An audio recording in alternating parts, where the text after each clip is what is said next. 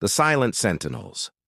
The signal appeared on Dr. Ilana Chen's monitor at exactly 3:17 a.m. Eastern Standard Time. At first, she dismissed it as another glitch in the aging equipment at the Oresbo Observatory's successor facility. The Puerto Rican night was quiet, except for the distant sounds of tropical wildlife and the soft hum of cooling fans in the observation center. "Come on, not again," she muttered, tapping commands to run a diagnostic. The signal persisted. Unlike typical astronomical phenomena, this pattern showed perfect mathematical regularity. Prime numbers in sequence, repeating with metronomic precision. Ileana's heart rate quickened as she ran additional tests. Not equipment failure, not a satellite, not anything in their catalog of known signal sources. She reached for her phone with trembling fingers and dialed a number she'd memorized but never thought she'd use. "This is Dr. Chen at Archiba. Activate protocol first contact. This is not a drill. Within hours, observatories across the planet confirmed her findings. Something was approaching Earth from deep space, broadcasting a signal clearly intended to be recognized as artificial. The object's velocity had decreased significantly upon entering the solar system, another indication of intelligent control. 3 days later, the object settled into Earth orbit and the signal changed. Computer screens worldwide simultaneously displayed the same message regardless of operating system or security protocols. "We have returned. Request diplomatic channel." In the hastily assembled United Nations emergency session in Geneva, representatives from major world powers argued over the proper response. The alien vessel, now visible through terrestrial telescopes as a sleek, opalescent craft approximately 1 kilometer in length, maintained its position in geosynchronous orbit over the Pacific. "We need more military assets in position," insisted General Victor Ramirez of the newly formed United Global Defense Command, and provoke them. "Absolutely not," countered Dr. Anastasia Vulov, the Russian cynobiologist who had been airlifted from her research station in Siberia. Seated between them, Ilana cleared her throat. As the discoverer of the signal, she'd been thrust into a diplomatic role she never wanted. "The message says they've returned. That suggests they've been here before." The room fell silent. "When?" asked Secretary General Okonkwo. "That's what we need to ask them," Ileliana replied. The first video transmission from the vessel arrived 24 hours later. The being on screen had a humanoid form, but with distinct differences. Skin with a faint blue luminescence, eyes larger and more widely spaced than human norm, and 6-fingered hands. When it spoke, its mouth movements synchronized perfectly with words in multiple Earth languages simultaneously. "I am Ambassador Zira of the Lycian Collective. We come in peace to recover what our ancestors left behind. Our records indicate an outpost was established on your world approximately 30 millennia ago during an exploratory mission. Contact was lost. We have come to recover our technology and any surviving records." The revelation sent shockwaves through human society. Religious institutions grappled with theological implications. Conspiracy theorists felt vindicated. Scientists scrambled to reconcile this new information with human evolutionary history. A delegation was assembled to meet with the aliens, officially called Lycians, in a neutral location constructed in international waters near Hawaii. Herself aboard a military transport alongside dignitaries, scientists, and security personnel. The meeting facility was a marvel of rapid engineering, a floating platform with a transparent dome allowing both species to observe each other in a controlled environment. As the human delegation entered, 5 Larians stood waiting. Their height, nearly 7 feet tall, made them imposing despite their slender bills. Ambassador Zira stepped forward. "Thank you for agreeing to this dialogue. We understand our arrival has been disruptive. That's putting it mildly," General Ramirez muttered under his breath. Secretary General Okonkwo took the lead. We are curious about your previous presence on Earth. Our historical records contain no mention of extraterrestrial contact. Your species was in its early developmental stages, Zora explained. Pre-agricultural nomadic hunter-gatherers. Our protocols forbade direct interference with your evolution. Then why establish an outpost here at all? Ilana asked. Earth was selected as an observation post for this sector due to its biodiversity and stable orbit. A research team of 12 was stationed here to monitor developmental patterns across your planet's ecosystems. Their mission was extended when they discovered your species showing early signs of advanced cognitive development. Dr. Volkov leaned forward. Where exactly was this outpost located in what you now call northern Sudan near the Nile Valley? The location was chosen for its proximity to several evolving primate species, including early humans. And what happened to the outpost? Asked. Ambassador Zora's expression shifted subtly. A solar flare of unexpected magnitude damaged our communication systems. The team was expected to maintain position until contact could be re-established. We underestimated the time this would require. 30,000 years is quite an underestimation. General Ramirez said, Our civilization experienced a period of significant disruption shortly after losing contact with Earth. Only in recent centuries have we rebuilt our deep space capabilities and begun the process of locating lost outposts. How many other outposts do you have on inhabited worlds? The general pressed. That information is not relevant to our current discussion, Zora replied smoothly. We seek only to recover what belongs to our people and depart without disruption. The second Lycian, introduced as Science Director Vex, activated a holographic display showing the region in Sudan. Our scans indicate the outpost remains largely intact, buried approximately 40 meters below the current surface. The area appears to be uninhabited desert at present. Secretary General Okonkwo nodded. We can arrange access for a recovery operation provided our scientists may observe and document the process. Acceptable, Zora said. There is another matter, however.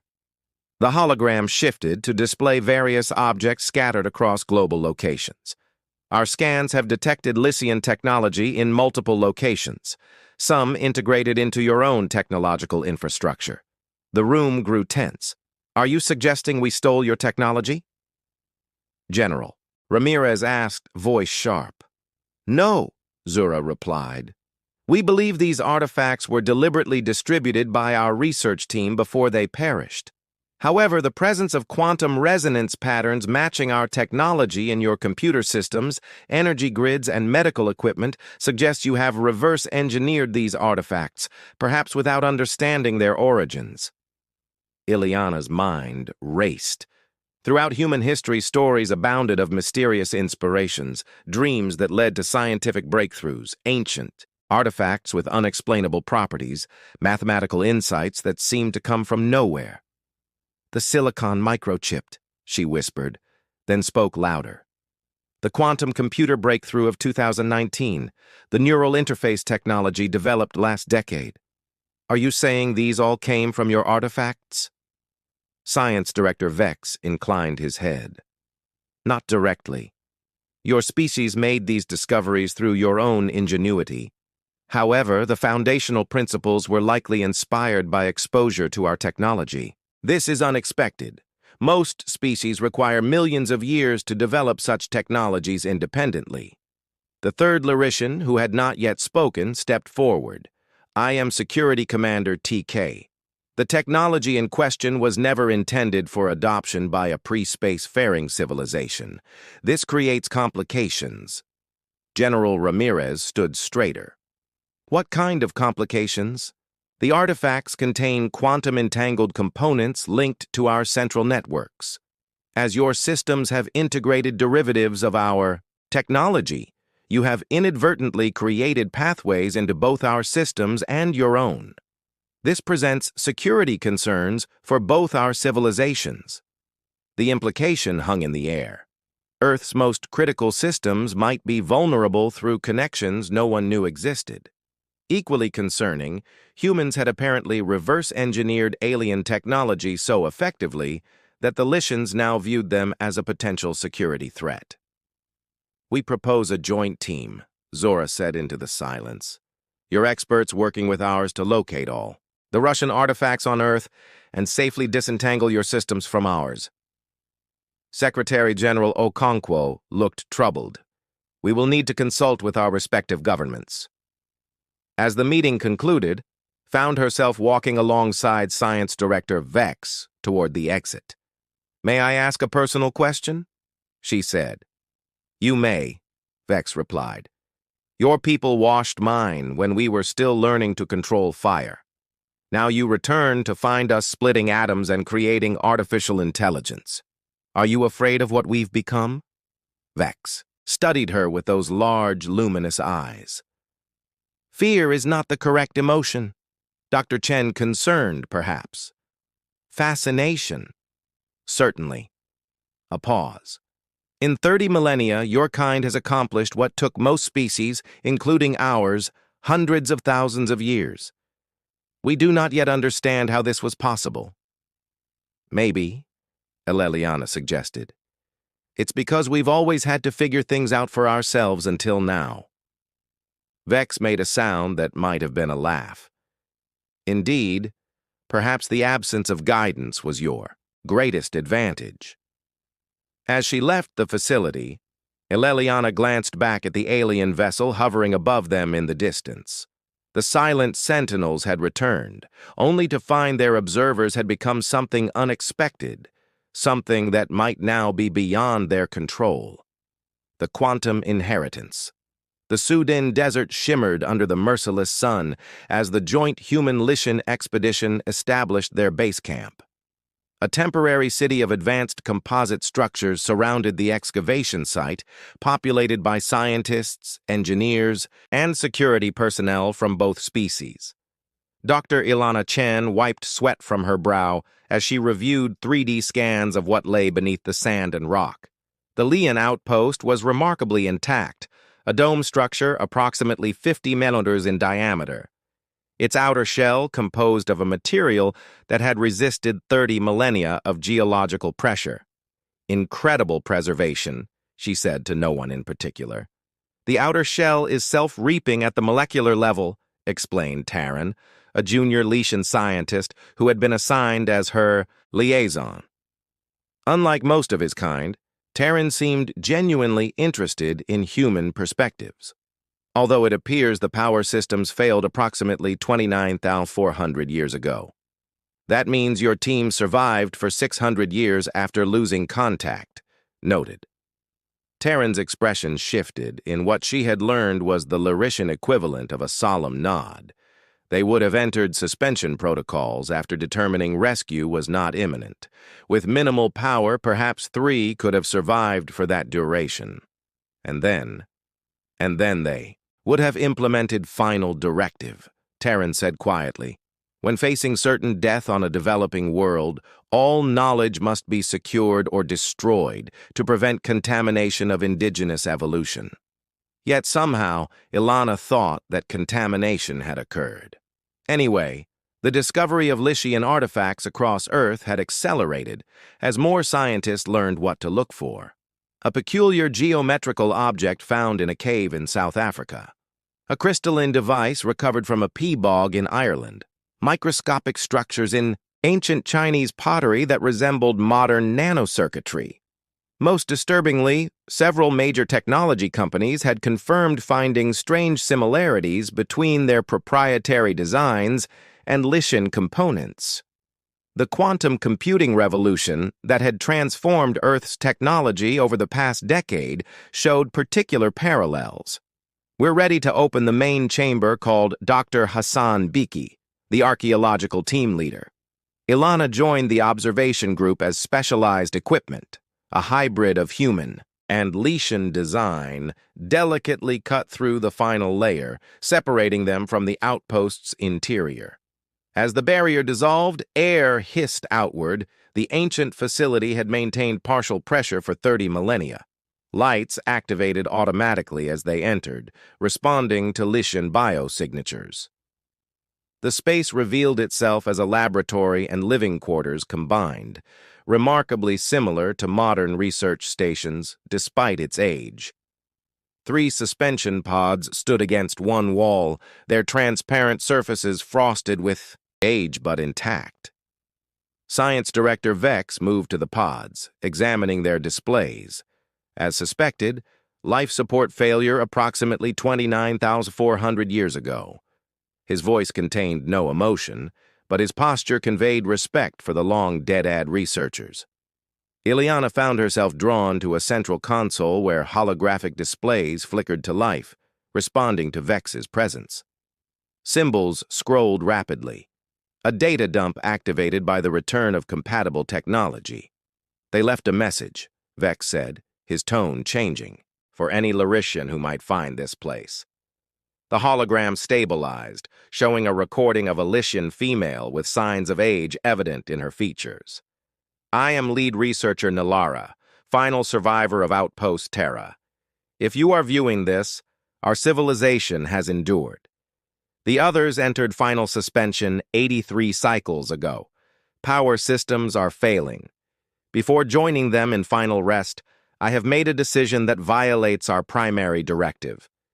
The recording showed Nilara moving to another console, activating systems. The indigenous presentient of this world show remarkable potential. Their cognitive architecture is uniquely suited to innovative problem-solving, unlike any species we have encountered. They lack our longevity and systematic approach, but their neuroplasticity and adaptive reasoning are extraordinary. I believe they may someday achieve technological parity with our civilization, but their developmental timeline suggests this would require hundreds of thousands of years. Miller's image looked directly at the camera, as if gazing across millennia. I have distributed research modules across regions showing early human settlement patterns. Each contains basic principles of Lishan technology encoded to become gradually accessible as their understanding evolves.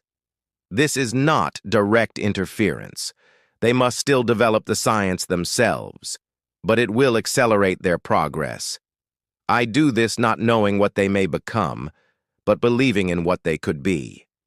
The message ended. The room fell silent. She seeded your world with our knowledge.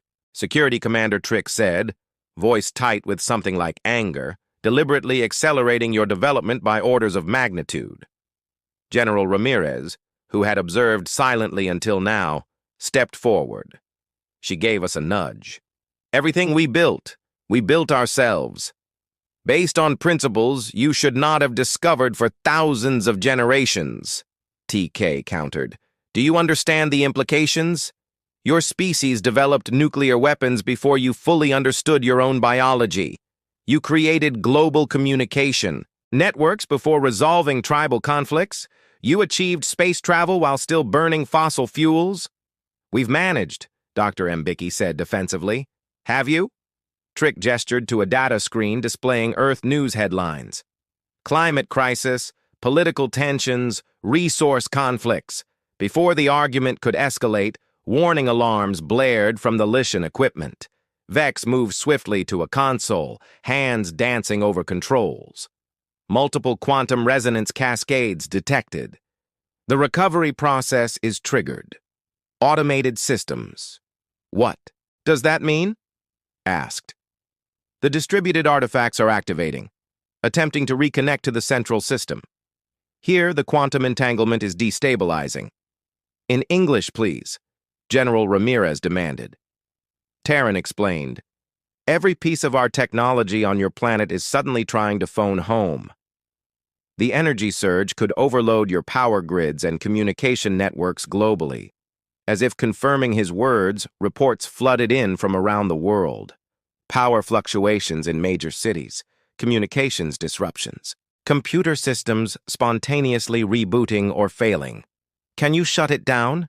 Secretary General Okano asked over the emergency channel. The protocols were designed to be irreversible, Vex said. a security measure to prevent our technology from being captured and misused. Ileana studied the data flowing across the screens, recognizing patterns similar to her work in signal processing. What if we redirect the resonance, create a controlled feedback loop? That would require processing capacity beyond what we have available, Vex said. General Ramirez made a call. This is Ramirez.